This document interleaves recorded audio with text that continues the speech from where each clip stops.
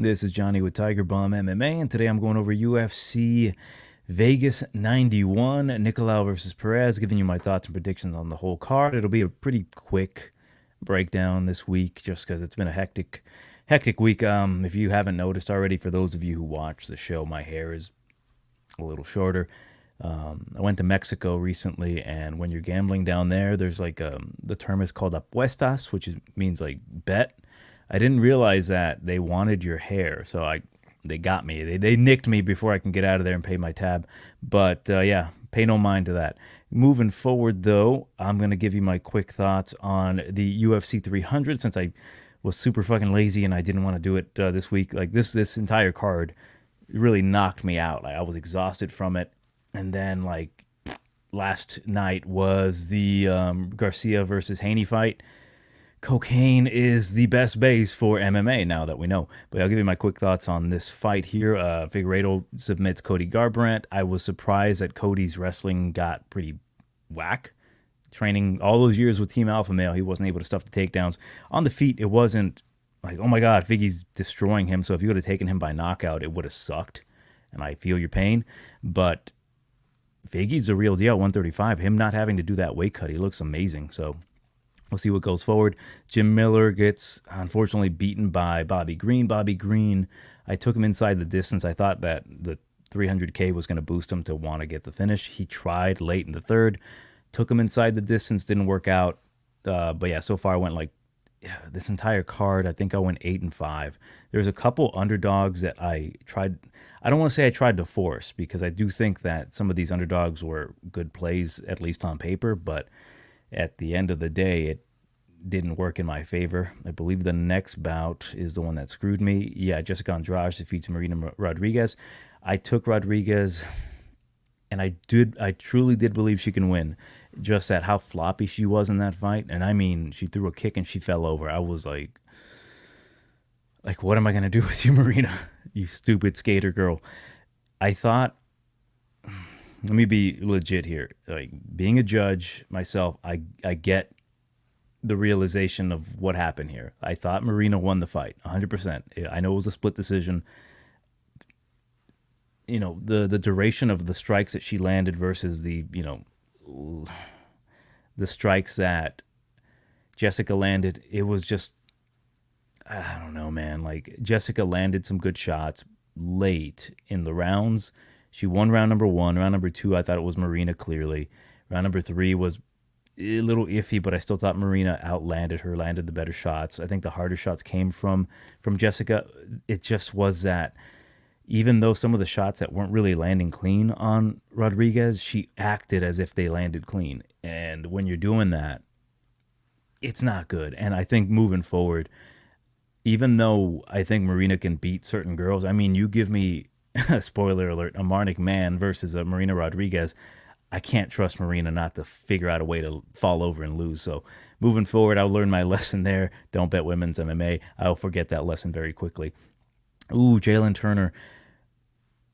I said specifically, there's no way he loses. Well, he surprised me because he found a way to lose. He essentially knocked out Moicano twice, but he found a way to lose. So it's a really tough pill to swallow here. And man, props to Moicano. I love the guy, even though he straight up said like, yo, I wasn't hurt.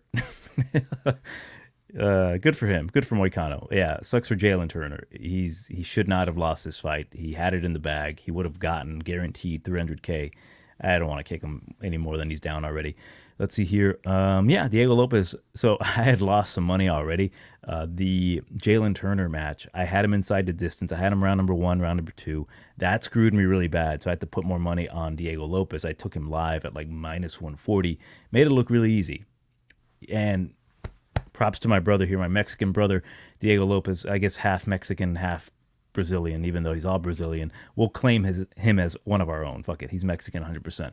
But he recovered my faith in humanity when he knocked out Sodiq here, after Sodiq screwed me last October by, pulling that stunt. So far, making a comeback.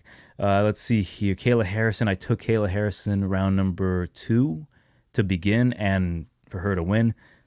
a little scary there because I'm like, oh, yo, shit, the elbows. I forgot about the elbows. He's going to elbow her face in. Granny home here. Luckily, Home survived a bit, and then she took the back round. Number 2 choked her out. Kayla, just give her the belt. What's her face isn't going to be champion for long.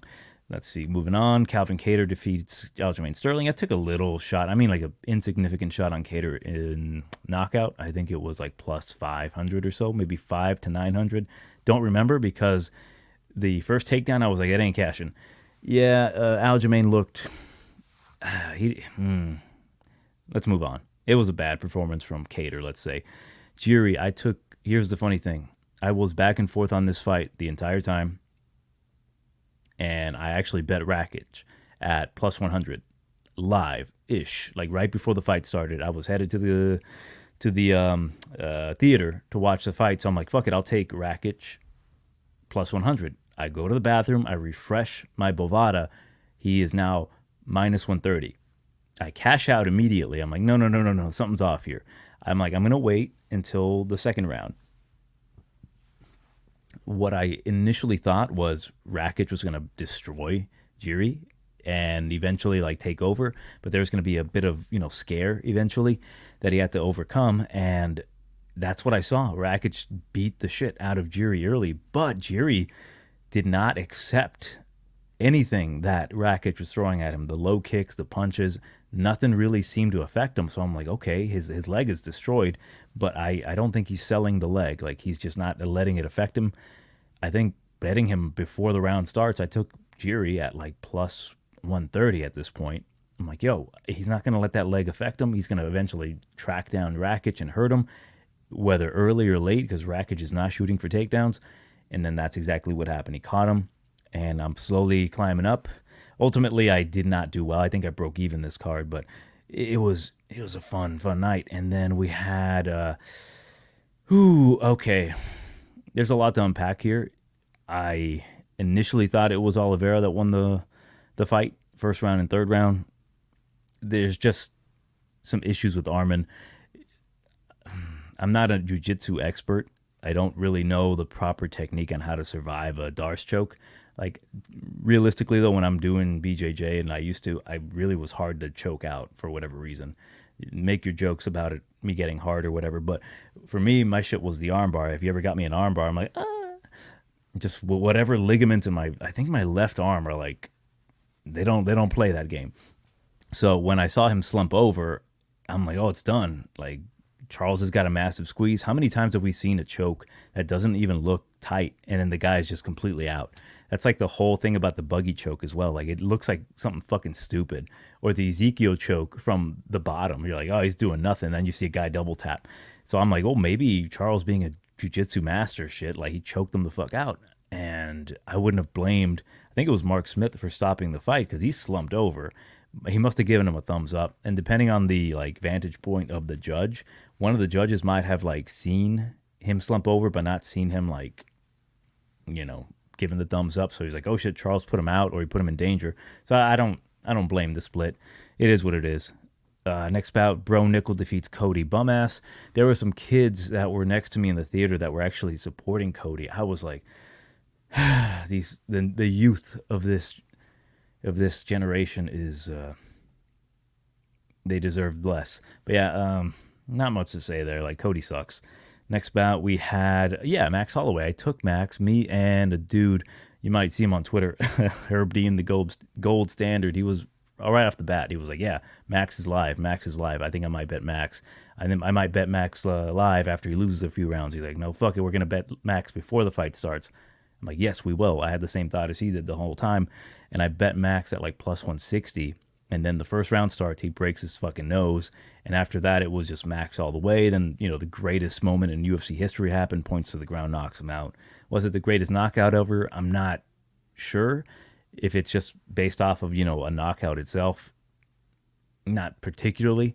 But if it's like the accumulation of the event, what it was for, who was fighting, then I can't disagree with that. It was a fantastic fight. Fantastic moment. I'm not going to lie. The fight itself was kind of boring at certain points. Like, it was like, something's happening, something's not happening. And then the major thing happened. So like, it brainwashes you to think it was a great fight. I don't really want to go back and rewatch it, but it was a fun fight. Great moment. Let's see. Yan Xiaonan defeats. Oh wait, I'm sorry. Weili Zhang defeats Yang Xiaonan. Yeah, there was like a choke in the first round. Pretty funny. She got back up. It is what it is. Like, I thought that Zhang was just going to be too ferocious, and she was. I did actually take a shot on Yan Xiaonan, but it was never really close. There was a few times where she dropped her, but she needs to work on her grappling. And she showed a pretty decent account of herself. Final fight. I never lost money on a man while wearing his opponent's shirt, which was nuts to me. Alex knocks out Jamal Hill, made it look really easy. Can't say anything more than that. I lost money on Jamal Hill. I did believe Jamal was going to give him some trouble. And it's one of those things, like, I do love Alex so much that I have to be mindful. I'm like, am I just riding his dick? That's why I always picking him, or am I going to break this down based off of the level threat? Jamal Hill was talking a bunch of crap. He was saying, I'm going to strike with him. I'm going to knock him out, which you can't always trust. Like, you do just take him down, or at least try to take him down. Jamal Hill tried to prove a point. There was a moment in that fight that I knew when he was going to get knocked out, is when Alex was landing that basically right hand, I believe, or the jab to the body, and he was finding his distance like that, and that's the same thing that he did to Sean Strickland. I'm like, oh boy, it's coming eventually. He got dinged in the nuts a bit, and I didn't expect it to be that quick, but he put him the fuck out. And for those of you who are like, oh no, Jiri, that was a slow early stoppage versus Alex, I don't think we're saying that anymore. Had Alex been in that position and not had the fight stop in full mount on top of Jiri probably would not have survived Alexander Rakic. But yeah, it was a great night. Broke even. I made my money back on boxing and baseball mostly. So I'm like, for the year, I'm still up, but this card kind of screwed me over again. It was mostly like the illusion of the underdogs that were like, oh my God, there's value there. The only real value of underdogs was truly like Max and Moicano, but the Moicano one, you had to really be in the know, I guess, of like what was going on with Jalen Turner, because Jalen looked really good early, but maybe his mama knew. It's like, yeah, he's not going to try to finish him because he has PTSD from killing Bobby Green, that kind of shit. Maybe his therapist would have known. Maybe his therapist put a huge bet on Moicano. But yeah, great fight. Let's get started with the Nicolau Perez fight, first fight of the night. And I'll go over these again pretty quickly. I don't want to waste too much time on it. Like, it's a really nice recovery from UFC 300. We had the break, and now we have Maheshate versus Gabriel Benitez. And what are the odds, actually? Let me get those, because I don't have them on Tapology. I am curious. I didn't even look at the odds while I was taping this. So where are we? Maheshate, minus 205. Come back on Benitez is like plus 170. My tape is my initial thought was Maheshate is younger. He's 11 years younger. He's 24 years old. He's tall, 6 foot tall, 71.5-inch reach. He has a good right hand. He has good movement. Mostly a kickboxer. Kind of shitty in the pocket, though. Like, he doesn't have good boxing.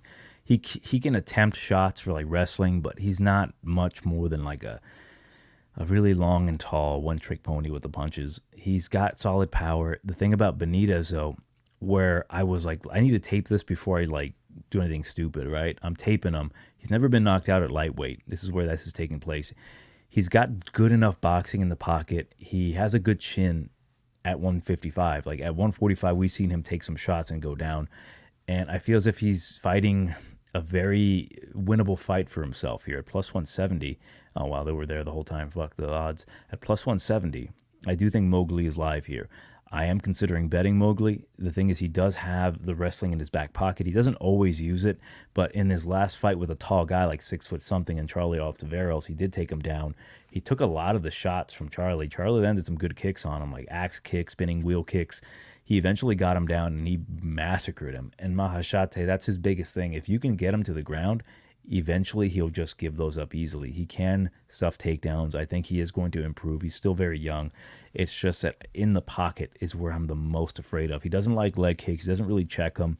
Benitez, the myth of his hard kicks, there are going to be an opposite stances, I believe. So the low kick is going to be inside, So as long as Gabriel blasts that and he gets inside, mixes in takedowns, I think he's going to be able to win this fight, whether by decision, by knockout, I'm not sure. But I will take Mowgli. I'm going to say by decision here. I'm not uber confident in him because, a clean shot from Maheshate can put him out. I'm not sold on Maheshate, really. Like, I feel like that he's very beatable. And he's been beaten by shorter guys. Like, granted, it's a phenomenally buff wrestler in Garcia, but still, Vyacheslav to me kind of proved, like, you get him on the inside, you can put him down. Next bout, we've got Na Liang versus Ivana Petrovic. Minus 500 for Petrovic. Come back on Na Liang plus 380. Is Na Liang live? No, she's literally the worst fighter in the roster. I think that she is, if you want to meme bet her, live, maybe a finish in the first round. Like, she does get early first round finishes, like arm bars. She's gotten only like maybe a few ounces of a few, I guess, liters of gas in her before she runs out of gas. It's going to be Petrovic. I think Petrovic under 1.5. I think Petrovic by TKO. The thing about Na Liang is that she will wriggle her way out of submission. So I think even though Petrovic, she's a grappler, she kind of stunted her way into a loss column in the UFC against Carolina. Carolina kind of proved herself to be a much better fighter than we thought she was. She's tall, she's lanky, she throws knees, she can stuff takedowns now. So it's a much harder fight than I think she was anticipating in her debut. Now this is a much easier fight. Like, we know what she brings to the table, Dragon Girl Na Liang. She'll bum rush you early. She'll try to take you down, try to knock you out. But she's very fragile. And I think that maybe round number 1, round number 2, Petrovic gets her to the ground. She might even reverse or get on top and pound her out. Maybe get a submission. But I think the under 1.5 has been pretty solid for Na Liang. Let me actually make sure if Na Liang covered the under 1.5 last time against, mind you, the only time JJ Aldrich ever got a finish in the UFC. No, she didn't cover. It would have been the under 2.5 against JJ, but JJ kind of sucks. So yeah, I will take Petrovic. I won't bet her that line. Like, I won't put her on any parlays. I'll probably take the prop bets, like maybe inside the distance or under 1.5. Next bout, Caitlin Souza versus Marnic Mann. This is probably career suicide for me because I've said that Marnic Mann is one of the worst fighters in the UFC at this time, but I am reevaluating that mainly because at least Marnic Mann will attempt to fight. I think Marnic is not quite UFC ready. She's moving up to straw weight here. The thing about Marnic is she's 5 foot tall. She's got no real reach. Luckily for her, she's fighting a girl who's pretty short herself, 5'3" in Caitlin Souza. The thing about Souza, she shouldn't be nowhere near minus 345. I think the value is all on Marnic Mann at plus 275. I think taking her live as well is going to be good. I think the takedowns of Marnic Mann are going to be a huge factor here. Caitlin Souza, mostly a striker, cannot stuff the takedown. What did I write? Let's see here.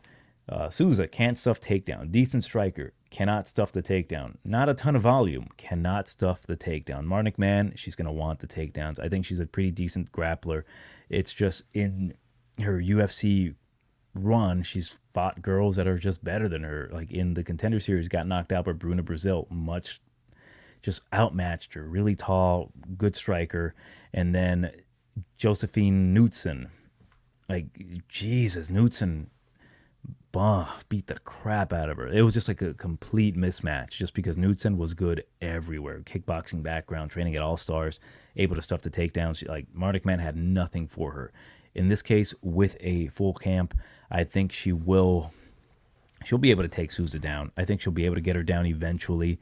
And I think all she needs to win is 2 rounds, whether the first and the second or the second and the third. I think Marnic has the gas tank. I think she's got the grit. Unless she gets completely sparked here, I don't see that happening. I think I'll take Marnic Mann by a decision. She does have good submissions herself. I don't think Caitlin Souza has the kind of power to really, really hurt Marnic Mann. I think Marnic is super live here. I'm going to take Marnic. It's the stupidest fucking bet I'm going to place. I will be putting a bet on her, whether it be a quarter unit or half a unit. Depends on how baseball goes for me. But I think Marnic is super live here. And I mean, what's the worst that can happen? Like, she gets knocked the fuck out? whatever, it's early. I'll try to recover my money later on. Next bet, we've got Kyle Machado, Bigfoot versus Lord Kong, Don'Tale Mayes. I hate this fight because Don'Tale Mayes plus 105, come back on Machado is minus 125. Damn.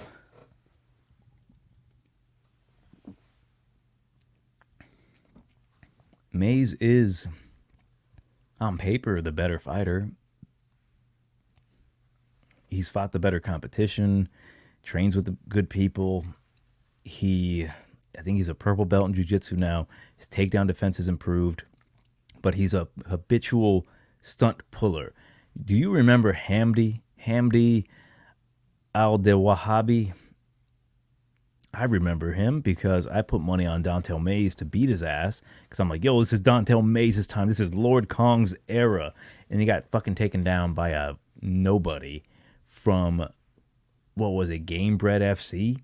Like, what happened to him? He was on roids or something. Short, little, stubby dude, and Don'Tale Mayes got taken down by him immediately.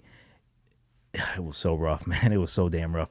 Kaio, I think it's weird. He's 29 years old. He's still very young for heavyweight. He's got multiple years to develop. Don'Tale Mayes has been in the UFC for a long time, and I am just now seeing some development. Like, his takedown defense against Nascimento, the last fight, was definitely improved, but his gas tank sucked. I think you can sap him. Kaio, he showed a pretty decent gas tank. He's got the black belt in jiu-jitsu. I'm very split on this one because my assessment of it is Mayes has made the improvements. He has the harder power, the bigger power. Kaio, though, like, I don't think he has any fear. Like, I'll give him that. Like, he's still very young. Again, he's 29, but like in heavyweight, that's like a baby. He's a fresh baby. He's 8-2. He has the skill set. I just think that he needs to mature a bit. I think he is very, I don't know, man. Like, I feel like he's just a little too, what is the word that I wrote down on him? I guess wild. He's a bit too wild sometimes. Like, he rushes things a little too quickly. He bum rushes dudes. Like, he can get taken down. He's got decent stuff. Like, against Mick Parkin, I was a bit impressed by him. Like, yo, this guy's not too bad. It's just he needs more time, more seasoning. And to me, it is a very 50-50 matchup. I think he can beat Mayes by, like, getting a sneaky takedown, getting some control time. But if Mayes isn't fully gassed, I think he will have the better, I guess, punching technique. He's going to have more power. He's going to be huge. I'm going to have to go with Mayes to win this one by a decision. I'm not a fan of it, though. It feels weird because, again, Mayes is such a damn stunt puller that I can see him, like, gassing himself out, doing something stupid. Like, he's just known to do that. Like, it is what it is. But, like, we'll see. I might live bet Machado if he becomes a dog. I'm not sure on him quite yet. He had some good moments against Mick Parkin, but even then, like, Mick still found a way to beat him pretty convincingly. Moving on, we've got Austin Hubbard versus Michael Figlak. Mad Dog Figlak, which is funny. I was in the car today, and I'm like, oh, man, if for whatever reason anyone were to, like, have dyslexia and they just happen to replace the vowels on his name, that'd be really funny. I won't say it here because I don't want to edit this video. But Austin Thud Hubbard versus Michael Figlak. Figlak minus 155. Where the fuck has he been? I could not find anything that indicated that he was injured. I know he had a fight that he had to pull out of. But minus 155 on Figlak, a guy, 27 years old. He came from Cage Warriors. Pretty hyped. He lost to, oh, God, what's his name? I have to look it up. For ACM. In that fight, ZM was an underdog, which I found was odd. I actually cashed that. I'm proud of that. The thing was, Figlak, even though he kind of got beat up the entire fight, like beat up on the feet, he got out wrestled. He just didn't really have much for ACM. He still had a really good account of himself in the sense that he didn't get finished. He fought through adversity. He got hurt in that fight. He wrestled them. I think he has a lot of power. I think he does have that legendary Polish power. I think that he, on top of that, is very, very well-rounded. He's solid. He's a bit of a threat off of his back. He was shooting up for arm bars. Like, he can get back up from bottom. he's a solid guy. He's definitely solid, and I feel like maybe a lot of people are writing him off based off of his last performance, but that last performance was against a guy who I think it was just too much for him. Like, he experienced kickboxer, ever improving guy, good footwork, just really long and really hard to get. And in this fight, he's fighting Austin Hubbard, who is very less likely to get a knockout here. He's not known for his knockout power. I think Austin Hubbard, I've always liked Austin. Like, he's one of these guys that, despite not being super athletic, he finds a way. He keeps grinding. He's 15-7. He can get takedowns here, but I feel as if in this matchup, it's all Figlak. I think Figlak is just going to possess the much harder strikes. He might actually hurt Hubbard. Hubbard's never been finished by strikes before. And I think that Figlak is probably going to get outpointed, less likely to land a lot of volume here, but he'll be more likely to land the harder shots, where if he wants to, he might even be able to take Hubbard down. Hubbard isn't like, oh my God, he's great at takedown defense. He is known for a few things. He's going to throw a lot of volume, a lot of low kicks, and he's going to try to just will his way to victory with his cardio. Figlak showed pretty decent cardio against a guy who basically whipped his ass. I think it is Figlak for me. He might potentially get a knockout here, but knowing how durable Austin Hubbard is, I do think it's going to be over 2.5. But I will take Figlak here by decision. I think mostly by the harder shots. Next bout, Yahya versus Victor Henry. -500 on Victor Henry it's a bit much. I don't think he is worthy to be on your parlays. I think it's going to be Victor Henry by decision. I think Victor Henry is going to get taken down, and whether he gets back up or not in one round or not, it's going to be iffy, because Yahya, he is, he's got the jiu-jitsu background, and he's really kind of hard to put away. The last guy to put him out was recent in Montel Jackson. I just think that Victor, he kind of fights close sometimes. Like, they're both up there in age, 39 and 36. Victor should just run through him, but Victor is not, man, like, I go back and I think of the Asuncao fight. Asuncao took him down. It was a fight that he should have won devastatingly, but I don't think he possesses that kind of massive power. I think he has a ton of volume. If he hits Yahya to the body just right, he might go down. But even then, I think Yahya's going to, rush in for a takedown, for a knee, or for a leg or something to try to get Victor Henry down. Victor does have the catch wrestling. I mean, Josh Barnett, he has literally a guy doing a Boston Crab on another man on his deltoid, I believe. Like, the guy is a catch wrestler. Like, the guy is solid, but I still think the guy like Yahya with a jiu-jitsu background can maybe control Victor for a bit. I still think Victor wins. The thing is, -500, you put him on your parlay. If he wins, it's great, but if he at any point becomes like -200, it's already a bad bet, right? If you take him straight. I don't like it. I don't like putting Victor Henry on that parlay, but I will take him to win by decision. I think over 1.5, 2.5, that's going to cash. Yahya's kind of tough. He'll find a way to like get to the legs of Victor, unless Victor melts him with body shots. I think it's going to go further than one round. Next bout, we've got Jonathan Pearce versus David Onama. -180 for Pearce. Comeback on Onama is +150. This could be another spot where Onama, being the underdog, is like a tricky play, because Jonathan Pearce, he's a big wrestler. He's a one-trick pony. And I wrote down that he is a one-trick pony that if his one trick works very well, he will try a different trick, like he did against... Man, why can't I remember these fuckers' names? Darren Elkins. Against Darren Elkins, he's like, he's not going to take me down. I'm going to try striking with him. And he beat the shit out of Darren Elkins. And he only finished him multiple times. But when it's like a much better striker or much better whatever, he will just continuously try to go for those takedowns.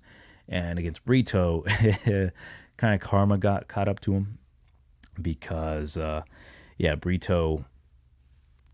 Brito caught him in that ninja choke. What was funny about that, obviously Brito was able to use his athleticism to kind of stuff the takedowns of Pearce early, and then Pearce just relentless. That's the thing about Pearce. He's absolutely relentless. He has a good cardio, good gas tank, and he'll keep pushing. Onama, his only real loss at 145 in the UFC was when he got tired. And that is the point here. Like, if you tire out Onama, he is less dangerous. it's such a tricky fight because Onama's a better striker. He has a wrestling background. He's super dynamic. He's super explosive. He's not going to be easy to take down and to hold down. He's more powerful. I think he'll be looking for knees and uppercuts with Jonathan Pearce, especially if Onama stuffs the takedowns early and he hits Pearce with something, not like he rocks him, but he hits him to like prove a point. Like you hit him and you're like, oh shit, he got me. Jonathan Pearce is going to have that in the back of his mind. I'm like, I better shoot for a takedown as soon as I can, kind of thing. Like, let's kind of, he hits him pretty fucking hard to the head, doesn't wobble him, but it's like, oh shit, I didn't like that. I need to shoot for the takedown as soon as I can. And then Onama just throws an uppercut or blasts him with a knee. I don't think Onama's a bad bet here. I think at any point he still is going to have the power to hurt Jonathan Pearce. It's just, oh man, it's a very good live betting opportunity on Jonathan Pearce. But I am going to take Onama. It's either a decision via the more damaging shots. Like, dude, I picture Onama hitting him cleanly once, maybe not knocking him out, but he causes some damage to like the left eye of Pearce, or just more damage. Here's the thing about Pearce, like the last time he had a guy that he had trouble taking down who was a better striker was C-Rod. And C-Rod nearly got Pearce out of there a few times, primarily with the chokes. And in here, if David could really put the fear of that striking in him, I think the ability to step the takedowns is going to be a little easier because they're going to come from farther away. They're going to be more desperate. But if Onama concedes a takedown, I think Jonathan Pearce can lay on him. It's just, will his cardio hold up, say, in the later rounds? I don't think Jonathan Pearce is going to submit Onama very quickly. It's not going to be a quick night for Pearce. He's going to continue to have to fight Onama, but will it be a Onama with a solid enough gas tank to continue to fight the last 2 rounds to really put that fear of danger in him? Or would it be Jonathan Pearce takes him down again and it's just rinse and repeat for him?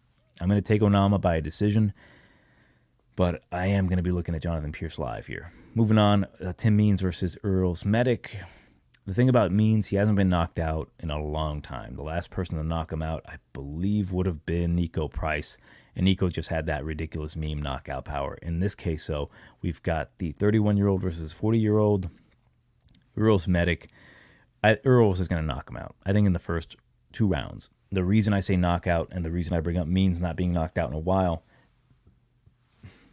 he hasn't fought a guy like Medic in the sense that like he's essentially his equal with height, not quite the equal with the reach. It's like a 3-4 inch reach advantage for Tim Means. Tim still got it. He still has the skill set. He can wrestle. We saw Medic kind of have an issue with the wrestling last time, but when he lets his hands go, when he is uber fast, he's uber sharp. And I do think that Medic is going to knock out Tim Means. I think that it's going to be primarily the speed, not quite the power, that's going to hurt Means. Like, Means is going to be a little too slow here for Medic, and it would be wise for him to wrestle with Medic. But in this case, I think Medic is just going to be too much for Tim Means. It's going to overwhelm him. It's not one of these like, oh, it's such an easy fight, I'm going to put him on every single one of my parlays here. I'd rather stick with the prop bet of the knockout because I do think Medic will find the shot that puts Tim Means down. And maybe not out completely, but enough for the referee to stop it. Early or not, I still think it's going to cash for a TKO. Tim Means, his path to victory, obviously wrestle. Like, if you look at the last fight with Medic against Oral By, it's not like, oh, just wrestle him. It was literally a specific guy that did nothing but wrestling, and he wasn't ready for it. He wasn't ready for that guy, and he nearly put Orbeck out. Like, he let him have it. Like, motherfucker, you try to take a fight with me this early, like on short notice, like, I'm going to put it on you, which he did, and then just Orbeck just chipped away at him and eventually got him in that neck crank. So no real shame there against Medic. It's just was what it was. Like, sometimes you shouldn't take fights. But he wanted to get paid. In this fight, he's going to have the full training camp. He's fighting another striker who can wrestle, but, you know, he's not a great wrestler. He's old. It sucks. Been a fan of the Dirty Bird for a long time, but I think Medic puts him out. Let's see. Jonathan Diniz versus Austin Lane. I'm going Diniz here.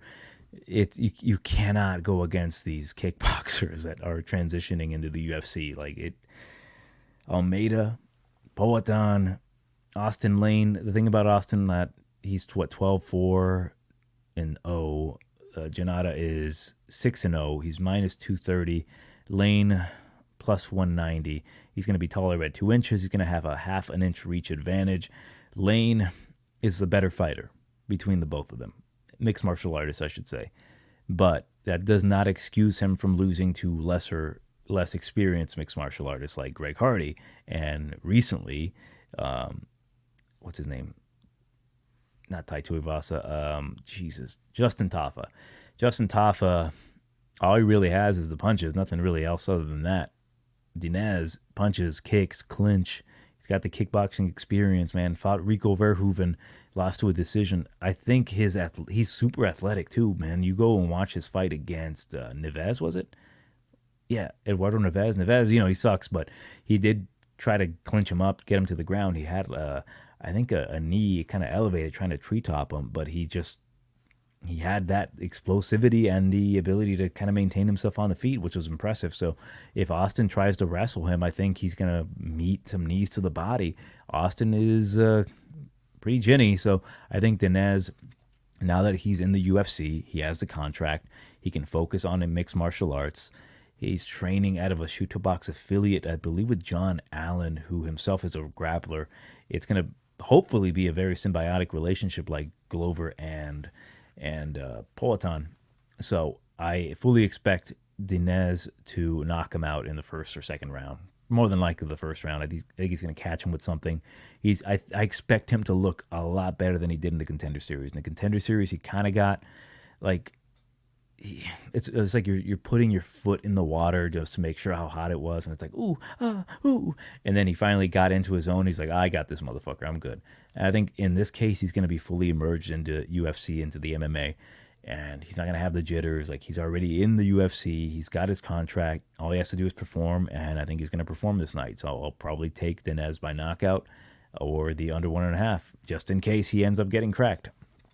He also, despite being a good kickboxer, does not excuse him from getting knocked out. We saw that with, Saki Sudo? God, what was his name? It was Roundtree versus, I can't remember the dude's name. Gohan Saki, I believe. And we saw what happened there. Then again, Austin Lane's no Roundtree. Next bout, we've got Karine Silva versus Ariane Lipski. This one I was kind of going back and forth on, but Silva minus 155, Lipski is plus 130. And it's like, which one am I wrong about? Because I did fade both of these ladies in their last fight because I had issues with, each of them as to how they can lose.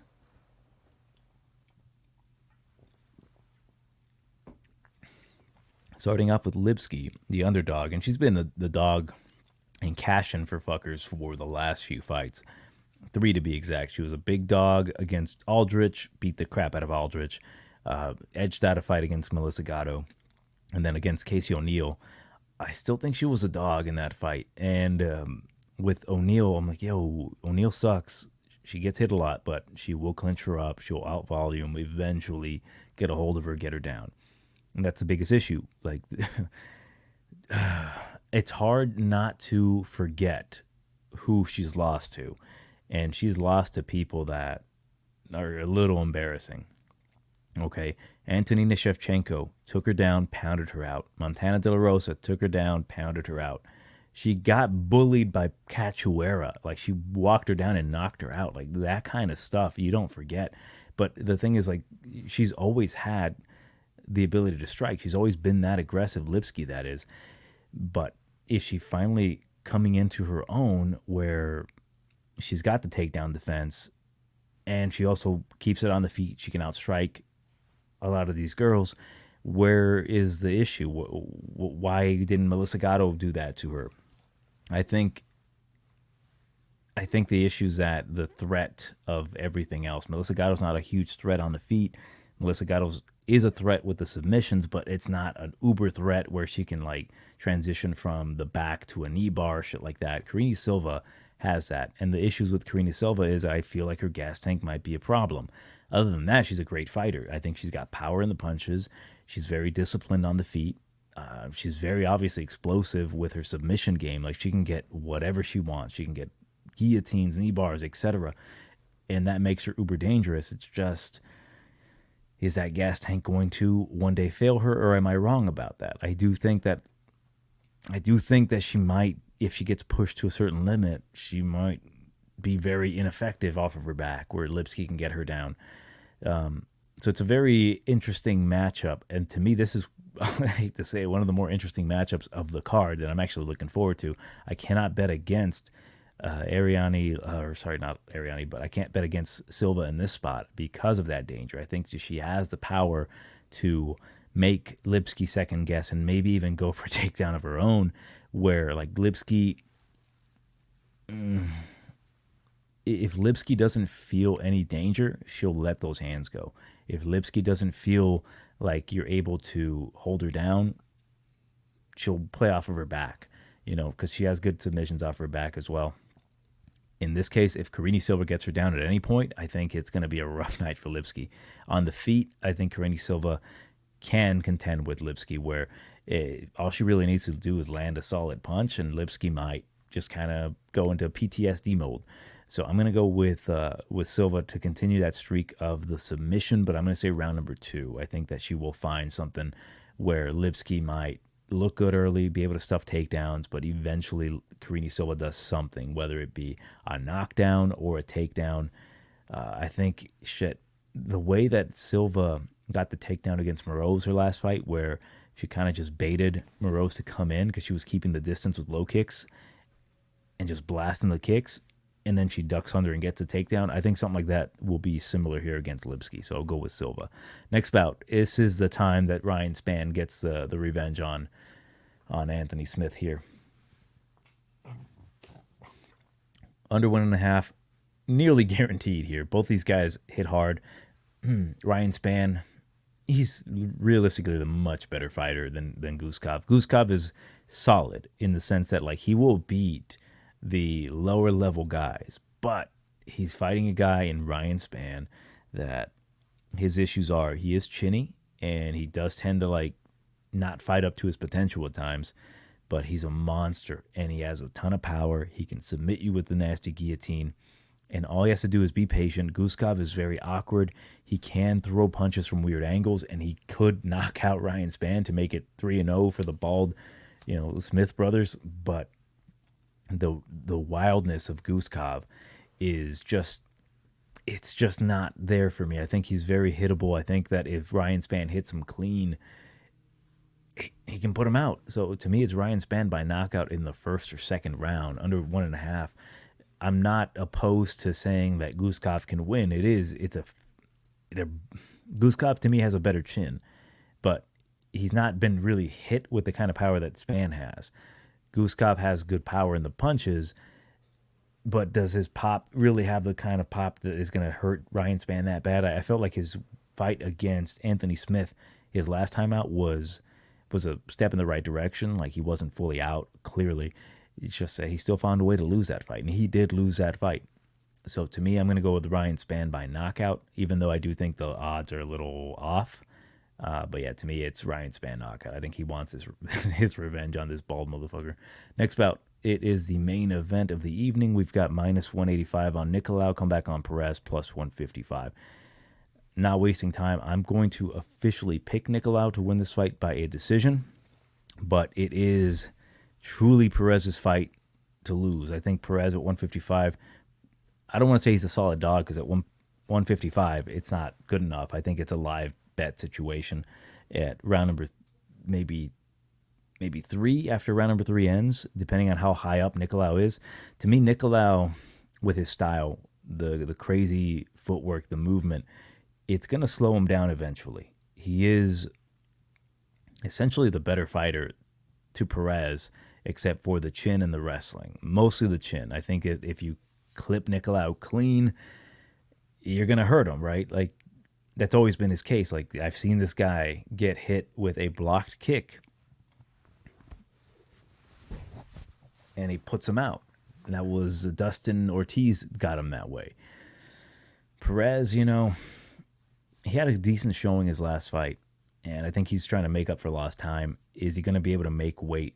What was a month ago? He should be able to make the weight, but is he going to be able to make the weight for this matchup? That is the true question here. To me, it's Nicolau winning 3 rounds, and say if he gets a little tired and Perez starts taking over, getting takedowns of his own, he should still be able to survive those last 2, maybe the last 1.5. I think Perez is live, not early, not at plus 155. I think we'll see definitely. The footwork is going to cause Perez a ton of problems here. I think Nicolau can get takedowns of his own on Perez. I think the game plan should be try to find the finish within the first 3 rounds. Definitely for a few reasons. Obviously, you don't want to go the whole 5 rounds. You don't need to prove that for Nicolau. If you get a finish over Perez, you might be next in line for a title shot, depending on whatever factors. Like, let's say Ursig, I don't fucking know, Ursig pulls out for whatever reason because, I don't know, Brazil bans Steve Carell lookalikes. Well, fucking rat-faced Nicolau can step right in there if he gets a finish. So we'll see what happens, but with this matchup, I think Perez is going to try to clearly wrestle, try to get inside. It's going to be really hard for him to cut the distance off for Nicolau. Nicolau will slow down, and then that's where the real fight starts, right? If Perez is still active and still going, will he be able to mix in takedowns? Will he be able to actually clip Nicolau? Will he attack the body? He's got good low kicks, but he's going to be really, really hard to catch, that fucking sneaky little oiled up rat in Nicolau. He's a point fighter. He clearly has Brazilian Jiu-Jitsu. He's such a good fighter, but he's not an entertaining fighter. That is my biggest criticism about him. Like, he's got all the skills, very, very highly skilled, but his style for 5 rounds, I'm not sure if it's gonna do anything, right? Like, for Perez, the last few guys that have beaten him have just been like guys that can overwhelm him. Viggy was able to overwhelm him with his ability to either knock you the fuck out or submit you. He got submitted. Pantoja, the former champion, or the current champion, I'm sorry, the former champion was Figgy. Pantoja, no loss really there. It's obviously a loss, but it's not like oh my God, you got submitted by the champion, you suck. He got submitted by the champion. He took his back, choked him the fuck out. It is what it is. And now he's fighting a slightly lesser competition, Mokaev. He's just that guy that's going to stifle you with the wrestling and whatever.